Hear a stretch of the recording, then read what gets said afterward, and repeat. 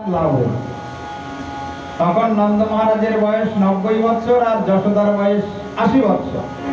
এত বয়সে যদি সন্তান লাভ হয়, আনন্দ হবে না? শুভদেব গোস্বামী রাজা পরীক্ষিতকে বলছেন, দেখো রাজন, নন্দ ভবনে যেন আনন্দের জোয়ার বইছে। নন্দাত্মজ উৎপন্নে জাত আহ্লাদ মহাবনে, নন্দাত্মজ উৎপন্নে জাত আহ্লাদ মহাবনে, আহুয় বিপ্রাণে দেব স্নাত সুচিরলঙ্কৃতঃ, আহুয় বিপ্রাণে দেব স্নাত সুচিরলঙ্কৃতঃ, নন্দাত্মজ উৎপন্নে জাত আহ্লাদ মহাবনে, বাচয়িকা সস্তয়ানম জাত কর্মাত্মজস্য বৈ, বাচয়িকা সস্তয়ানম জাত কর্মাত্মজস্য বৈ, করয়ামাস বিধিবৎ পিতৃদেবার্চনং তথা, নন্দাত্মজ উৎপন্নে জাত আহ্লাদ মহাবনে।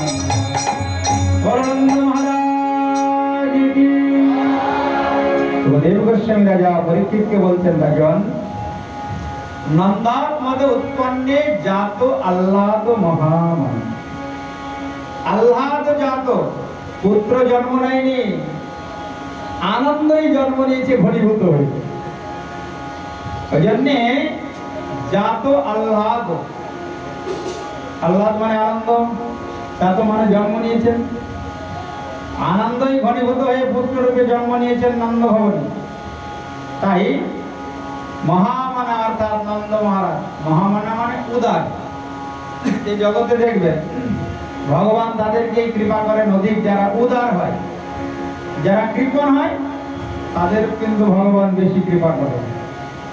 আমার কালীপদ বাবা দেখুন, ভগবান ধন দিয়েছে, তার সঙ্গে মনও দিয়েছে। প্রত্যেক বছর হয়তো রথযাত্রা মহোৎসব, কত বছর, 3 বছর হচ্ছে, কত ভক্ত আসি, কত ভক্তের চরণধুলি পড়ে। গৃহস্থ জন্ম তো এতেই ধন্য হয়, নাহলে গৃহস্থ উদ্ধার হয় কি করে? গৃহস্থ কিন্তু ভক্ত বৈষ্ণবের কৃপা ছাড়া উদ্ধার হতে পারবে না। মন তো শস্যের পুটুলির মতো ছড়িয়ে আছে, স্ত্রী পুত্র ভাই বন্ধু আত্মীয় স্বজন, কি করে উদ্ধার হবে? যখন গুরু বৈষ্ণব আসবেন তার গৃহে, তাদের কৃপাতে গৃহস্থ উদ্ধার হবে। কোন খোলা আকাশের নিচে যদি গাভী বৎস বিচরণ করে, জীব গোস্বামী পাদ বলছেন, দিবা অবসানকালে যখন গাভী গৃহে ফিরে না আসে, গৃহস্থ কি করে? তার বাছুরটাকে, গাভী বৎসটাকে কোলে করে নিয়ে বাড়ি আসে। তখন আর মাকে ডাকতে হয় না, সন্তানের টানে ওই গাভী মাতা পেছনে পেছনে গৃহে এসে উপস্থিত হয়। তদ্রূপ যে গৃহে ভক্ত বৈষ্ণবের আগমন হয়, ওই গৃহে আর ভক্তকে, ভগবানকে ডাকতে হয় না, ভগবান পেছনে পেছনে সেই গৃহে গিয়ে উপস্থিত হন। বলো রাধা রানী কে? ওই জন্য গৃহস্থ যদি কৃপণ হয়, তাকে অনন্তকাল নরকে নরক যন্ত্রণা ভোগ করতে হয়। বৎসরে একদিন হলেও গৃহে যেন গুরু বৈষ্ণবের আগমন হয়, একটু ভক্ত সেবা, ভগবানের নাম গুণ কীর্তন এই যেন হয় গৃহে। তাহলে গৃহস্থ কিন্তু উদ্ধার হতেই পারবে না। ভাগবতে কোথাও বলা নেই, গৃহস্থকে একটু সৎ অনুষ্ঠান করতেই হবে। গৃহে 2-4 জন 10 জন বৈষ্ণব ডেকে তাকে একটু সেবা দিতে হবে। আগামীকাল 56 ভোগের ব্যবস্থা আছে। মধ্যাহ্নে আমার কালীপদ বাবা এবং ইরামা উভয়েই 56 ভোগের ব্যবস্থা করেছেন। আপনাদের সবার নিমন্ত্রণ, তাই তো? আপনারা সবাই আগামীকাল মধ্যাহ্নে প্রসাদ পেতে। গৃহস্থ যদি ভক্ত সেবা বৈষ্ণব সেবা দেয়, কি লাভ শুনুন। যে ভক্ত বৈষ্ণব ওই গৃহস্থের কষ্টের উপার্জিত ধনের দ্রব্য সেবা করবে, ওই ভোগ প্রসাদ সেবা করবে, সেবা করে সে যেখানে বসেই হরিনাম করুক না কেন, ওই গৃহস্থ গৃহে থেকেই সে হরিনামের ফল পেয়ে যাবে। বলে রাধা রানী কি। মনে করুন কোন ভক্ত বৈষ্ণব কোন গৃহে গিয়ে সেবা করলো, ওই সেবার দ্রব্য থেকে তার শরীরে রক্ত হবে, শক্তি হবে। ওই শক্তিতে সে যেখানে বসেই হরিনাম করুক, ওই গৃহস্থ কিন্তু গৃহে বসেই হরিনামের ফল ভাগ পেয়ে যাবে। এই জন্য ভক্ত সেবা দিলেই লাভ। যারা ভক্ত সেবা দিতে পারে না তাদের কোনোদিন মঙ্গল হয় না। ভগবান বলেছেন মদ ভক্ত সেবা সেবাধিক, আমার সেবার থেকে আমার ভক্ত সেবা বড়। সিদ্ধির ভবতি বা নীতি সংশয়োচ্যুত সে বিনা নিঃসংশয়স্তু মদ ভক্ত পরিচর্যারতা। আমার সেবা দিলে আমাকে কেউ পেতেও পারে নাও পেতে পারে, ভগবান বলছেন। কিন্তু নারদ, কেউ যদি আমার ভক্তের সেবা দেয় তার কাছে আমি চিরতরে বাধা পড়ি যাই, সে আমাকে পাবেই। ওই জন্য ভগবানের সেবার থেকেও যারা বুদ্ধিমান তারা ভক্ত সেবা দেয়। ভক্ত সেবা দিলে ভগবান বড় প্রসন্ন হয়। এখন ভক্ত সেবা দিলে তো ভগবানের ভোগ দিয়ে তারপরে দিতে হবে, একই সঙ্গে ভগবানের সেবা হয়ে যায়। বলো কৃষ্ণচন্দ্র ভগবান কি। ওই জন্য কৃপণ হতে নেই, কৃপণ হলে নিত্য সাক্ষ্য দোষ হয়। ভাগবতে বলা আছে, বিশ্বনাথ চক্রবর্তী বা টিকায় বলছেন, কোন ধনী গৃহস্থ যদি তার কষ্টের উপার্জিত ধন সঞ্চয় করে মারা যায়, মৃত্যুর পরে তার পুত্র কন্যা ভাই বন্ধু যদি ওই সঞ্চিত ধনের অপব্যবহার করে, মৃত্যুর পরেও তাকে সেই কর্মফল ভোগ করতে হয়। বোঝা গেল না? মনে করো 2 কোটি টাকা জমিয়ে কেউ মারা গেল, এইবার খুব কষ্ট করে 2 কোটি টাকা ব্যাংকে জমিয়েছে, মৃত্যুর পরে এবার ছেলে বৌমা নাতি নাতনি আত্মীয় স্বজন ওই টাকা দিয়ে জীব হত্যা করছে, জীব হত্যা করে নিজের উদর পূর্তি করছে, আনন্দ করছে। যে টাকাটা জমিয়ে মারা গেল, ওই যে জীব হত্যা করছে পুত্র কন্যা, ওই জীব হত্যার পাপের ফল তাকে ভোগ করতে হবে মৃত্যুর পরেও। ওই জন্য কখনোই ভগবান এবং ভগবানের ভক্তের সেবাতে কৃপণ হতে না। যে কটা দিন বাঁচবে সামর্থ্য অনুযায়ী ভক্ত সেবা ভগবানের সেবা দিয়ে যাবে। সেবার ফল জন্ম জন্মান্তর অক্ষয় হয়েছে। তাই মহামানা উদার শিরোমণি নন্দ মহারাজ আনন্দে আজকে ব্রাহ্মণদেরকে দান করছেন। আহুয় বিপ্রাণ বেদজ্ঞান স্নাত সুচির অলঙ্কৃত। বিরাজন একটু মায়েরা একটু সামনে এগিয়ে আসুন, পেছনে ভক্ত দাঁড়িয়ে আছে, সবাই যেন বসতে পারে।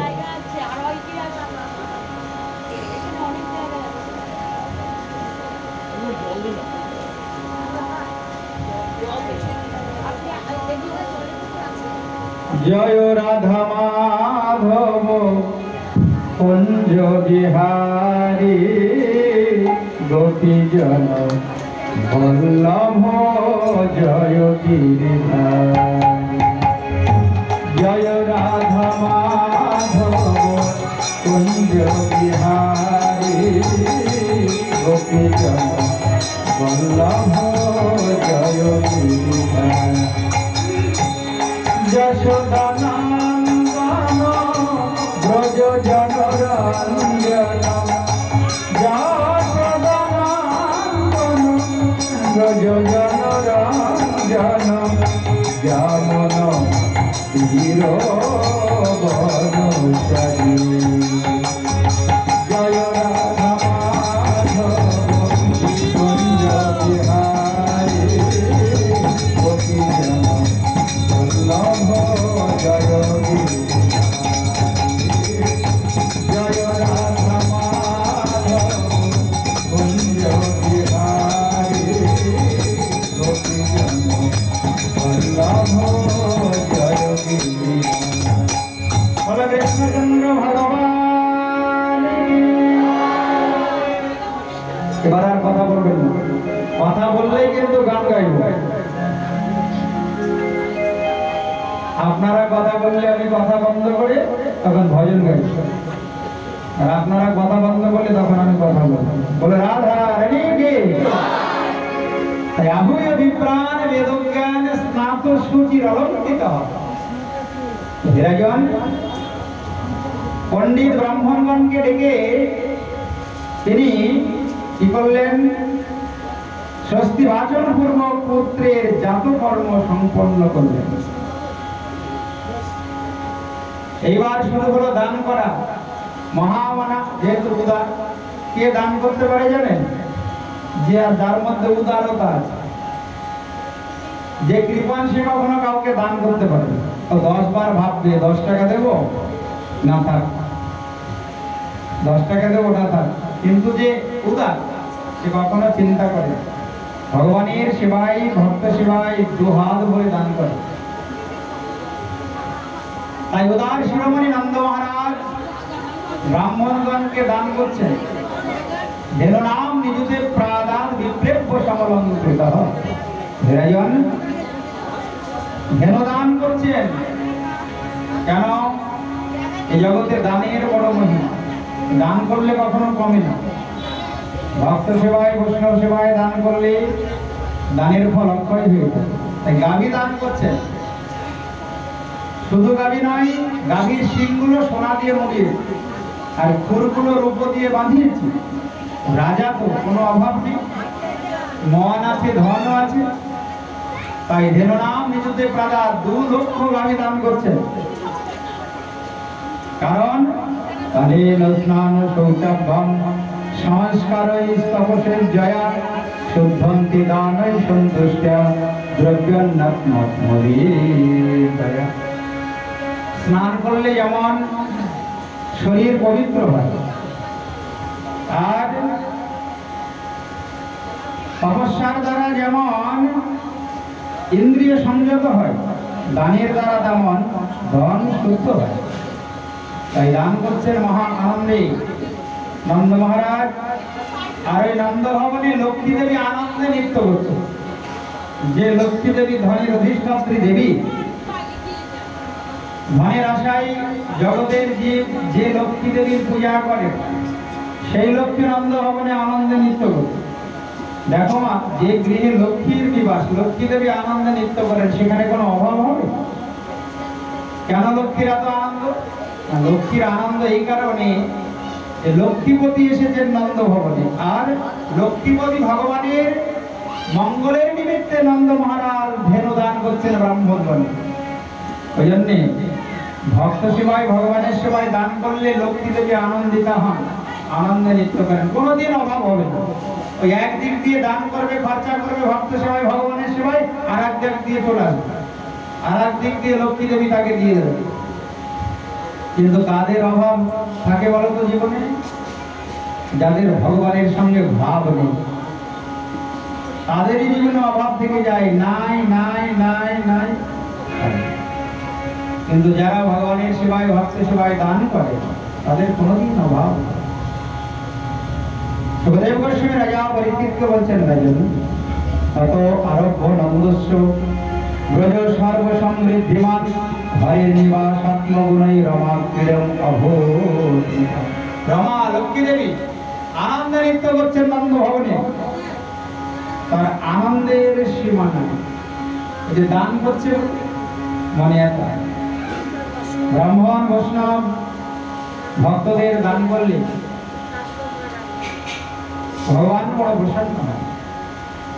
হঠাৎ নন্দ মহারাজ চিন্তা করছেন, অনেকদিন হয়ে গেল, মহারাজ কংসকে তো কর দেওয়া হয়নি, তো কর দেওয়ার জন্য কয়েকজন ব্রজবাসীকে দায়িত্ব দিয়ে উৎসব চলছে বাড়িতে, আনন্দের উৎসব। তো কয়েকজন ব্রজবাসীকে ডেকে বললেন, তোমরা একটু দেখাশোনা করো, আমি একটু মথুরা থেকে ঘুরে আসি। গোপান গোকুল রক্ষায়াম নিরীপ্য মথুরাম গতঃ নন্দ কংসস্য বার্ষিকম করদাতম কুরু। নন্দ মহারাজ কি করলেন? গোকুলের রক্ষণাবেক্ষণের দায়িত্ব কয়েকজন গোপের উপরে দিয়ে কংসের বার্ষিক কর দেওয়ার জন্য মথুরায় গেলেন। মথুরায় গিয়ে উপস্থিত হয়েছেন, মনের আনন্দে কংসকে বলছেন, মহারাজ একটা আনন্দের খবর আছে। ওদিকে কি হয়েছিল? বসুদেব যখন বসুদেব নন্দন কৃষ্ণকে রেখে ওই কন্যারূপী মায়াদেবীকে মাথায় করে নিয়ে কংসের কারাগারে গেলেন, তখন কংস শুনতে পেল ছোট্ট বাচ্চা জন্ম নেওয়ার কান্না। যেই কান্নার ধ্বনি শুনে ছুটে আসছে, এসে ওই দেবকীর কোল থেকে জোর করে কন্যাটিকে নিয়ে মারতে যাবে। কন্যাটি হাত থেকে উপরে উঠে গিয়ে অষ্টভুজার রূপ ধারণ করেছিল। অষ্টভুজার রূপ ধারণ করে আকাশবাণী করেছিল, কি কংস, তোমারে বধিবে যে এই গোকুলে বাড়িতে। নন্দ মহারাজের চোখে ঘুম নেই, চিন্তা গোকুলে আবার কে বড় হচ্ছে যে আমার মৃত্যুর কারণ। আর এদিকে নন্দ মহারাজ গিয়ে গোকুল থেকে গিয়ে সংবাদ দিচ্ছেন, মহারাজ একটা পুত্র জন্ম নিয়েছে আমার, অনেক বয়সে একটা সুন্দর পুত্র জন্ম নিয়েছে। কংস সঙ্গে সঙ্গে বলছেন, নন্দ মহারাজ আমার আশীর্বাদ থাকলো তোমার ওই পুত্র যেন দীর্ঘজীবী হয়। এই নাও, আমি তার জন্য একটা মুক্তার মালা দিলাম, এইটা নিয়ে গিয়ে তার গলায় বলে দিল। মুক্তার মালা গলা থেকে মহারাজ কংস খুলে দিল। নন্দ মহারাজের মানে বড় আনন্দ, আশীর্বাদ করে দিয়েছে। সুখদেব গোস্বামী বলছেন, রাজন দেখো আগেই মামার আশীর্বাদটা হয়ে গেল। হলো কৃষ্ণচন্দ্র ভগবান। দেখতে দেখতে 6 দিন বয়স, কংসের চোখে ঘুম নাই, মন্ত্রিসভা ডাকলে কি করে এই বিপদ থেকে মুক্ত হয়। আমার মৃত্যুর কারণ নাকি গোকুলে বড় হচ্ছে। মন্ত্রীগণ এক একজন এক এক রকম কথা বলছে। তার মধ্যে হঠাৎ পুতনা রাক্ষসী এসে বলে, মহারাজ কোনো চিন্তা নেই, আমার এক নাম বাল ঘাতিনী, ছোট ছোট বালকের রক্ত পান করা আর হত্যা করে আমার কাজ। আমি গোকুলে যাব, 10 দিনের মধ্যে যত শিশু জন্মগ্রহণ করেছে সবকে হত্যা করে ফিরে আসবে। আনন্দে কংস বললেন, পুতনা এত বড় কাজ যদি আমার করতে পারো, তোমাকে আমি অর্ধেক রাজত্বই দান করে দেব। আমি তোমাকে এত সোনা দানা টাকা পয়সা দেবো, তুমি যদি আমাকে বিপদ থেকে রক্ষা করতে পারো, তোমার জীবনে কোনোদিন অভাব হবে না। পুতনা বলে, মহারাজ আপনি কোনো চিন্তা করবেন না, আমি যাবো আর আসবো। পুতনা চিন্তা করলেন, আমি যদি রাক্ষসীর উদাহরণ করে যাই তাহলে তো আমাকে কেউ ঢুকতে দেবে না, ঘরে ঢুকতে দেবে? রাক্ষসীরা না অনেক রূপ ধারণ করতে পারে। এইবার মাতৃবেশে সুসজ্জিতা হলেন, নাকি মাতৃবেশে সুসজ্জিতা হয়ে হাতে একটি পদ্মফুল নিয়ে পদ্মফুলটি ঘুরোতে ঘুরোতে যাচ্ছে ওই নন্দ ভবনের দিকে। একটা একটা করে শিশুকে হত্যা করে তুলেছে। হঠাৎ নন্দ ভবনে তাকিয়ে দেখে অনেক জমায়েত, ভিড়, লোক সমাগম। নিকটে গিয়ে জিজ্ঞাসা করছে, ও কি হয়েছে এখানে? ব্রজবাসীরা বলে, 6 দিন হলো নন্দ মহারাজের একটা সুন্দর সন্তান জন্ম নিয়েছে। পুতনা চিন্তা করছে, 6 দিন? আমি তো কথা দিয়েছি 10 দিনের মধ্যে যত শিশু জন্মগ্রহণ করছে আমি হত্যা। সোজা ঘরের মধ্যে গিয়ে বলছে, যশোদা। আগে থেকে শুনে নিয়েছে এই সন্তানের মায়ের নাম, সবাই বলেছে যশোদা, পিতার নাম নন্দ মহারাজ। যশোদাকে ডেকে বলছে, যশোদা তোর নাকি একটা সন্তান হয়েছে, তা আমি আসলাম একটু আশীর্বাদ করতে। এত সুন্দরী ভাবে সুসজ্জিতা হয়েছে। ব্রজবাসীরা চিন্তা করছে, এ নিশ্চয় কোনো লক্ষ্মী দেবীর অংশভূতা রমণী হবে, আর নয় তো বৈকুণ্ঠাধিপতি নারায়ণের ঘরণী লক্ষ্মী দেবী হবে। আমাদের নন্দ মহারাজের পুত্রকে আশীর্বাদ করার জন্য এসেছে। যশোদা তো যশোদা, যশোদাতি যশোদা। মহামানা উদার যেমন নন্দ মহারাজ, সরল হৃদয়া তেমন আমার মা যশোদা। হৃদয় যদি কুটিল জটিল হয় তাহলে কি ভগবানের মা হতে পারে? ভগবানের মা হতে গেলে হৃদয়টা একটু সরল হতে হবে। যে মায়েদের হৃদয় সরল, স্বচ্ছ, নির্মল, তাদেরকেই ভগবান ভালোবাসে। আর যে মায়েদের হৃদয় কুটিল জটিল, তাদেরকে ভগবান কখনো ভালোবাসেন। সরল হৃদয়া মা যশোদা শোনা মাত্রই গোপালকে পুতনার কোলে দিয়ে দিলেন। ওই যে বলেছে আশীর্বাদ করতে এসেছে, চিন্তা করছেন আমার সন্তানের যাতে মঙ্গল হয়। প্রত্যেকটি মা তো তাই চায় যেন তার সন্তানের মঙ্গল হয়। সুতরাং বলে নিয়ে চিন্তা করছে 6 দিন বয়স, আমের স্তনে তো কালকুট বিষ মাখিয়ে নিয়ে এসেছি, হত্যা করবো। কিন্তু আশেপাশে অনেক জমায়েত, অনেক লোকের ভিড়, এরা যদি চলে যায় তারপরে আমি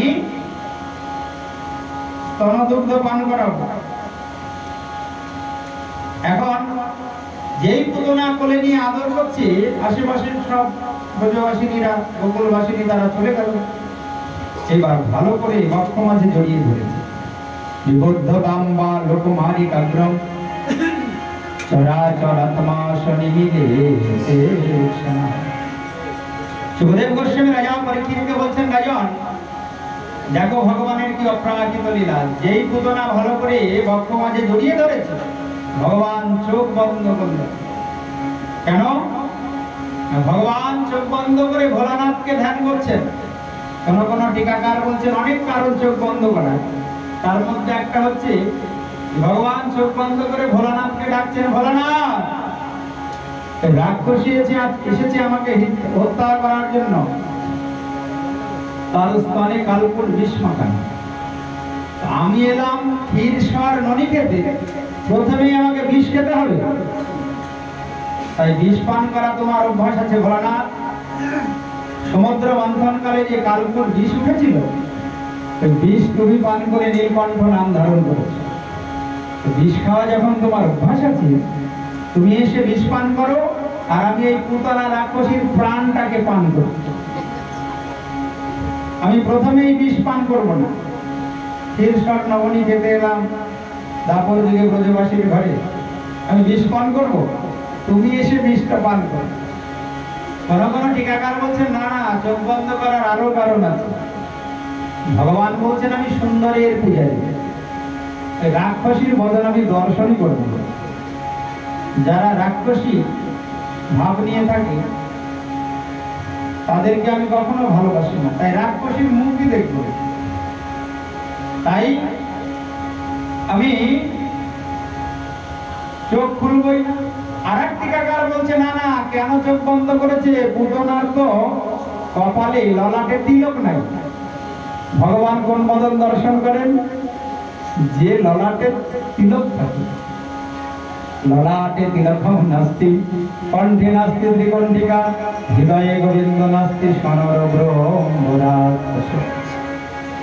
ওই জন্য দেখবেন হরিসভায় গেলে তিলক দিয়ে দেয়, হরিনাম শুনতে গেলে তিলক দেয়, তারপরে ভাগবতের আসরে গেলে তিলক দেয়, কেউ মারা গেলে তিলক দেয়, তাই তো? কেন? যে ললাটে তিলক থাকে না, ললাট মানে কপাল, যে কপালে তিলক থাকে না, ভগবান সেই মুখের দিকেই ফিরেও চায় না। তা যে কটা দিন ভাগবত হবে সেখানে একটু তিলক দিয়ে আসতে হবে, বুঝলেন? একটু বাড়ি থেকে তিলক করে আসলে ভালো। ওই কটা দিন অন্তত ভগবান তো সেখানে উপস্থিত হবে। যেখানে ভাগবত হয় সেখানেই ভগবান আসেন। ভক্তিয়া যত্র গায়ন্তি তত্র তিষ্ঠামি নারদ, ভগবান নারদকে বলেছে। ওই জন্য একটু তিলক দিয়ে আসতে হবে, বুঝে গেল? না হলে পরে কিন্তু রাক্ষসীর মুখ যেমন দর্শন করেনি ভগবান, তত্র যে ললাটে তিলক থাকবে না সে বদনও ভগবান দর্শন করবে। হরে কৃষ্ণচন্দ্র ভগবান। তাই মহাপ্রভু নিজে ললাটে তিলক ধারণ করে, কণ্ঠে তুলসী মালা ধারণ করে জগৎকে শিক্ষা দিয়ে। তিলক ধারণ করলে কি খারাপ লাগে দেখতে? কেউ যেমনই দেখতে হোক, সুন্দর করে তিলক দিলে দেখবে দেখতে ভালো লাগে। আর যদি পরিষ্কার হয় শরীরের দেহের রং, তাহলে তো কোনো কথাই নেই। সোনার হার হীরের মালা পরলে যা ভালো না লাগবে, দামি কাপড় পরলে যা ভালো না লাগবে, সুন্দর করে কপালে তিলক দিলে অনেক গুণ বেশি ভালো লাগে। তাই কেউ যদি ভগবানের প্রিয় হতে চায় তাহলে পরে তাকে তিলক ধারণ করতেই হবে। তিলক ধারণ না করে যে জন বৃথায় জন্ম তার। পদকার তাই কীর্তনে বলেছে, পদকারটা অনেক অদ্ভুত রচনা আছে। তুলসীর হারে না পরে যে ছাড় জমালয়ে বাসদার। যার গলায় তুলসীর মালা থাকে না সে সবসময় নরকেই বাস করে। জমালয় মানে নরক, মরলেই নরকে যাবে। কণ্ঠে তুলসী মালা না থাকলে মরলেই নরকে যাবে। তুলসীর হার না পরে যে চার জমালয়ে বাস্তার। এ কথা আমি বলছি না, লোচন দাস ঠাকুর পদে বলেছেন। তিলক ধারণ না করে যে জন বৃথাই জনমতা। যে তিলক ধারণ করে না তার জন্মটা বিফলে, বৃথাই জনমতা। নালয় হরিনাম বিধিতার পামর পাষণ্ডমতি। এই কলিযুগে যে হরিনাম নাই না সে হলো সবচাইতে পাষণ্ড, পামর, পাপী। কলিযুগে যে হরিনাম করে না সে সবচাইতে বড় পাপী। ওই জন্য মহাপ্রভু ওই মালা এনেছেন। আরে সারাদিন কাজ করো না, রাত্রে ঘুমানোর আগে দোমালা জপ করা যাবে তো? না, যাবে না। দোমালা জপ করা যাবে না, তাহলে তো অন্তত নরকে যেতে হবে না। যারা হরিনামের মালা নিতে চান আমি শেষের দিনে হরিনামের জপের মালা দেব। যারা যারা হরিনামের মালা নিতে চান আমার মা জননী মীরা দেবীর কাছে নাম লেখাবে, অভ্যাস করার জন্য জপের মালা দেওয়া হবে। হরিনামের মালা, জপের মালা। সারাদিন গৃহকর্ম করবে না, নিজের আত্মকল্যাণের জন্য রাত্রিবেলায় দুমালা চারমালা জপ করে ঘুমাবেন। কোনো দিন নরক যন্ত্রণা ভোগ করতে হবে না। যারা যারা হরিনামের মালা নেবেন অভ্যাস করার জন্য, নাম জপ করার জন্য, আমাদের গৃহকর্ত্রী ওই মীরা মায়ের কাছে নাম লেখাবে। শেষের দিন পরশু দিন আমাদের ভাগবত বিশ্রাম হবে, সেই দিন জপের মালা দেওয়া হবে যারা হরিনাম জপ অভ্যাস করতে চায়। নারায় হরিনাম বিধিতার বাম পামর পাষণ্ডমতি। পদকর্তা বলছেন সে সব চাইতে বড় পাষণ্ড কলিযুগে, আর সে সব চাইতে বড় পাপী যে হরিনাম করে না। হরিবলার রসের বদল পেয়ে বাক শক্তি লাভ করে ভগবানের নাম করে না, হরিনাম করে। আর বৈষ্ণব সেবন না করে যেজন কি হবে তাহার গতি। গুরু মন্ত্র সার করো এইবার তোমার ব্রজেতে হইবে বাস। মন দিয়ে শোনো, এই জগতে অনেকেই অনেক দেব দেবতার পূজা করেন। কার্তিক, গণেশ, কালী, দুর্গা, সরস্বতী, তারপরে ভোলানাথ, তারপরে অনেকে অনেক দেব দেবতার সেবা করে, শীতলা, গণেশ। কিন্তু বলো তো বাবা, শ্মশানে নিয়ে যাওয়ার সময় কোন দেবতার নাম করে? কি বলে? বলো হরি হরি। তো তারা কি অপরাধ করেছে? কালী কালী বলছে না, দুর্গা দুর্গা বলছে না, শিব শিব বলে না, গণেশ গণেশ বলে ডাকে না। কি বলে? বলো হরি হরি। ভগবান জগৎ জীবকে শিক্ষা দিচ্ছেন, দেখো শেষের দিনে হরি নাম ছাড়া কোনো গতি নাই। হরের নাম হরের নাম হরের নামৈব কেবলম কলো নাস্তিব নাস্তিব নাস্তিব গতিরম। কলিযুগে হরিনাম ছাড়া জীবের গতি নাই। ওই জন্য যতই দেব দেবতার পূজা করো শেষের দিনে কিন্তু সেই বলো হরি হরি বল। আগে থেকে যদি একটু অভ্যাস করো তোমার মানব জন্মটা ধন্য হয়ে যাবে। করা যাবে না? 10 মিনিট 15 মিনিট যতক্ষণ ঘুম আসবে না বিছানায় বসে একটু হরিনাম হরিনাম করে ঘুমাবে, দেখবে কোনো দুঃস্বপ্ন আসবে না। রাত্রে কোনো না কোনো দিন ভগবানের কৃপায় ভগবানের রূপ স্বপ্নেই দর্শন হয়ে যাবে। প্রত্যেক দিন তোমরা জপ করে ঘুমালে তোমার দুর্লভ মানব জন্ম ধন্য হয়ে যাবে। এটা কি কোনো কঠিন কাজ? ছেলে মেয়ে সবাই বা পরিবারের ঘুমিয়ে গেল, এবার তুমি যে তোমার জন্ম জন্মান্তরের বান্ধব তাকে একটু ডাকো, নির্জনে নিরালায় মনে প্রাণে তাকে একটু ডাকো। হরে কৃষ্ণ কৃষ্ণ কৃষ্ণ হরে হরে, হরে রাম রাম রাম। আর নয়ন জলে ডাকতে পারলে তার কথাই নেই, তোমার মানব জন্ম ধন্য। সংসারের এত কঠিন কঠিন দায়িত্ব পালন করা হয়, আর যে আলো বাতাস জল দিয়ে বাঁচিয়ে রেখেছে, যিনি মাতৃগর্ভে রক্ষা করেছেন, তার খুশির জন্য একটু দোমালা জপ করা যাবে না? কি গো মা, কে কে মালা নেবেন হাত তুলে দেখি? তো মাত্র 10 জন, আর সবই নরকে যাবে? হ্যাঁ, 10 জন উদ্ধার হবে আর সব যাবে নরকে? মালা নিতে কোন তিথি নক্ষত্র, হরিনামে কোন সময় অসময় সূচি অসুচি কিচ্ছু নাই। অপবিত্র অবস্থাতেও হরিনাম জপ করা যায়,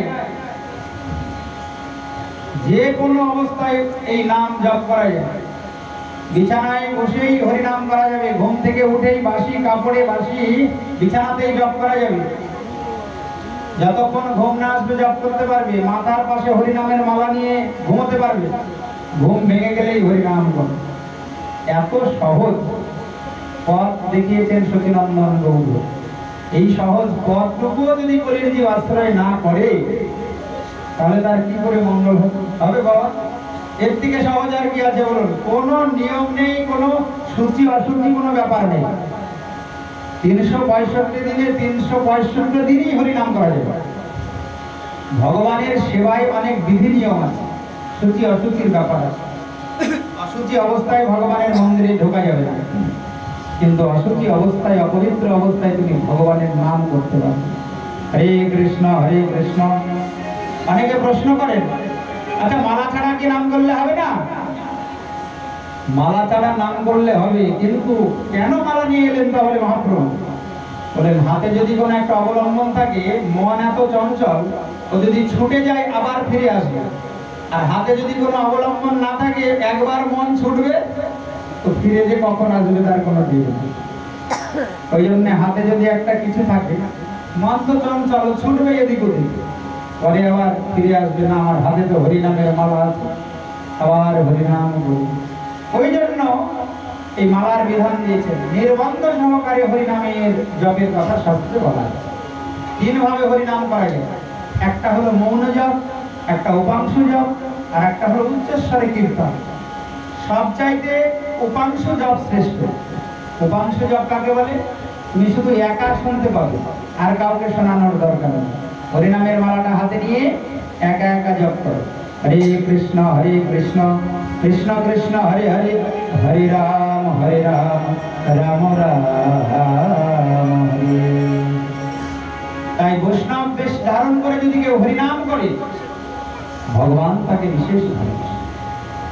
সুখদেব গোস্বামী রাজা পরীক্ষিতকে বলছেন, রাজন, ভগবান পুতনা রাক্ষসীর বদন পানেও চাইছে না, চোখ বন্ধ করে আছে। পুতনা রাক্ষসী চিন্তা করলেন, ছেলে কি ঘুমিয়ে গেল নাকি? হ্যাঁ, গাঢ়ং পরাব্বম ভগবান প্রবিদ্ধত প্রাণৈ সমম রস সমন্বিত। তাড়াতাড়ি করে ওই ভীষ্মাখানো স্তনযুগল বদনে দিয়েছে। যেই বদনে দিয়েছে কৃষ্ণ, এবার গাঢ়ং পরাব্বম ভগবান প্রবিদ্ধত, সজোরে টান দিয়েছে। যেই সজোরে টান দিয়েছে, এবার পুতনা বলছে, বাবা এত কেন কষ্ট হচ্ছে গো? ভগবান ওদিকে চিন্তা করলেন, ওই দেহটা আমি নন্দ ভবনে ফেলবো না, অনেক বাড়িঘর ভেঙে যাবে, কংসের বাগানে নিয়ে গিয়ে ফেলবো। কেন? পুতনা রাক্ষসীর দেহ অনেক লম্বা, 12 মাইল লম্বা, দাঁতগুলি নাঙলের ফালের মতো ছিল, এত বড় রাক্ষসী। চুলগুলি তাম্রবর্ণের, আর উদরটি জলশূন্য কূপের মতো, স্তনযুগল ক্ষুদ্রাকৃতি পাহাড়ের সমান। ওই পুতনা রাক্ষসীর দেহ যদি গোকুলে পড়ে, বাড়িঘর ভেঙে যাবে। ভগবান চিন্তা করলেন, ওকে আমি কংসের বাগানে নিয়ে গিয়ে দেব। এইবার ভগবান ওই দেহটাকে তুলে নিয়ে বাগানের উপরে উঠেছে, আর তাড়াতাড়ি করে যেই স্তনযুগল বদনে দিয়েছে, গাঢ়ং পরাব্বম ভগবান প্রবিদ্ধত। বিরাজন খুব জোরে টান দিয়েছে। পুতনা চিন্তা করছে, কি ব্যাপার, 6 দিনের বাচ্চা, দুগ্ধ পান করলে এত কষ্ট হয়? সামঞ্চমন চালমিতি প্রভাসিনী নিষ্পেদ্য মানব জীবমন। ছেড়ে দাও, ছেড়ে দাও, ছেড়ে দাও, আমার খুব কষ্ট হচ্ছে।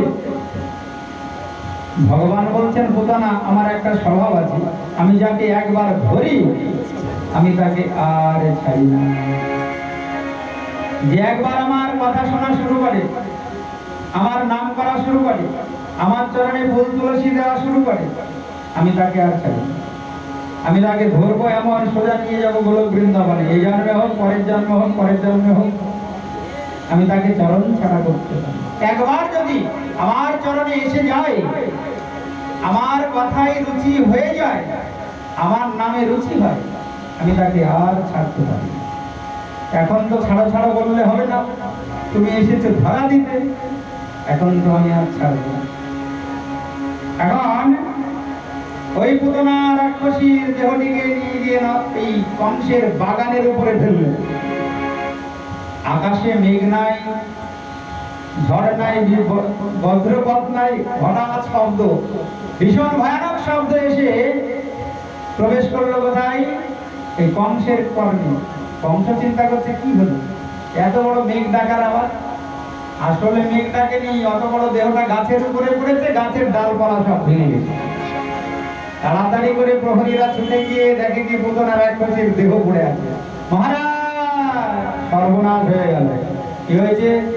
বলেন ওই যে আপনি পাঠিয়েছিলেন গোকুলে পুতনা রাক্ষসীকে, ওই তো পুতনার দেহটা আপনার বাগানে পড়ে আছে। বলো পুতনা মারা যান ভগবান। এই যে তাড়াতাড়ি করে ছুটে গিয়ে পুতনা রাক্ষসীর বক্ষ থেকে গোপালকে নিয়ে এলেন ব্রজবাসীগণ, এনে যশোদার কোলে দিলেন। যশোদা চিন্তা করছে রাক্ষসীতে স্পর্শ করেছে, আমার গোপালের ক্ষতি হতে পারে, তাই গোমূত্রেণ স্নাপয়িত্বা পুনর্গোরজ সার্বকম রক্ষাং চক্রস্থ কৃষদা দদ সঙ্গে সুনামহি। ধীরাজন মাতা যশোদা তাড়াতাড়ি গোমূত্র দ্বারা স্নান করালেন। রাক্ষসীদের ছুঁয়েছে, গোপালের অমঙ্গল হতে পারে, তাই গোমূত্রের দ্বারা স্নান করালেন। তারপরে সর্ব অঙ্গে গোরজ লেপন করে দিলেন। তারপরে গোময় দ্বারা সর্ব অঙ্গে দ্বাদশ অঙ্গে তিলক করে দিলেন। জগতে ভগবান একটা জীব সৃষ্টি করেছে যার সবকিছু ভগবানের সেবায় লাগে, বলে রাধা রানীকে। একমাত্র গোমাতা, যার গোমূত্র এবং গোময় সব ভগবানের সেবায়। গোময় দ্বারা মা যশোদা তিলক লেপন করলেন দ্বাদশ অঙ্গে।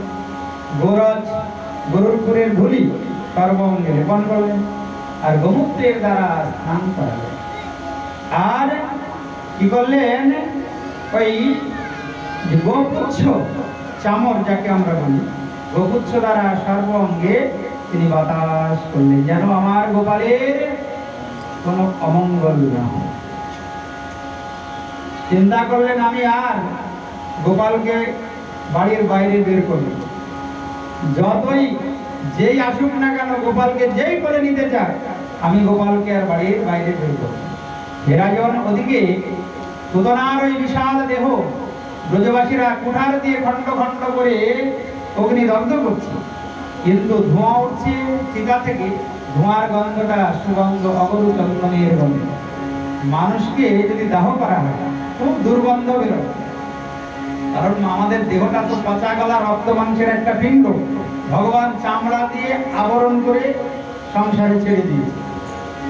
এই রক্ত মাংসের পচা গলা পিণ্ড, নবদ্বার আছে, 9টা দ্বার দিয়ে সদা সর্বদা দুর্গন্ধময় বস্তু বেরোয়। ওই জন্য দেহটা পোড়ানোর সময় দুর্গন্ধ বেরোয়। কিন্তু পুতনার দেহটা যখন পুড়ছে, সুগন্ধ অগরু চন্দনের গন্ধ বেরোচ্ছে। পরীক্ষিত প্রশ্ন করলেন গুরুদেব, কি করে হয়? মানুষ পোড়ালে তো দুর্গন্ধ বেরোয়। সুখদেব গোস্বামী বলছেন, রাজন, ওই যে সচ্চিদানন্দ ঘন ভগবান শ্রীকৃষ্ণের অঙ্গ স্পর্শে ওই পুতনার দেহটা এই চিন্মত্ব লাভ করেছে। ওই জন্য ওটার জড় দেহ নাই, ওটা চিন্ময় দেহে পরিণত। কিন্তু রাজন ভগবান ওই পুতনা রাক্ষসীকে সদ্গতি দান করেছিলেন। ভগবানকে হত্যা করতে গেল পুতনা, দেখো সেই পুতনা রাক্ষসীকেও ভগবান মাতৃগতি ধাত্রীগতি প্রদান করলেন। অহোবকিয়ম স্তনকাল কোটম জিঘাংসয়া পায়দ প্রশান্তি লেভে গতিম ধাত্রী চিতম তন্নম কম্বা দয়ালু শরণম মৃণাম। দেখো রাজন, এত বড় দয়ালু জগতে আর কি হবে ভগবান শ্রীকৃষ্ণ বিনা? পুতনা রাক্ষসীকেও তিনি মাতৃগতি দান করলেন। কেন না, পুতনা রাক্ষসী যে প্রথমে মাতৃরূপে সুসজ্জিতা হয়েছিলেন, প্রথম যখন ভগবানের কাছে যায় তখন তো রাক্ষসী হয়ে যায়, তিনি মাতৃবেশে সুসজ্জিতা হয়েছেন। তাই ভক্ত বৈষ্ণব কেউ না হতে পারলেও যদি বেশটাও ধারণ করতে পারে তবুও ভগবান তাকে চরণে আশ্রয় দিলেন। বেশ মানে কণ্ঠে তুলসী মালা, ললাটে তিলক, হাতে হরিনাম, বৈষ্ণব বেশ, এইটুকুও যদি কেউ জীবনে ধারণ করতে পারে তবুও তার সদ্গতি হয়ে যায়। ভগবান তাকে কৃপা করে চরণে আশ্রয়। এটা কি কোনো খুব কঠিন কাজ? হ্যাঁ, দুর্গা পুজো, কালী পুজো দেখতে কত ভাবে সাজা হয়, কিন্তু তিলক মালা ধারণ করে ভগবানের প্রিয়জন নিজজন হওয়া যাবে না? এইটুকু যদি কেউ না পারে তাহলে তার মানব জন্ম নিয়ে লাভ নাই। তাই মানুষ হইয়া জন্ম লভিয়া মানুষে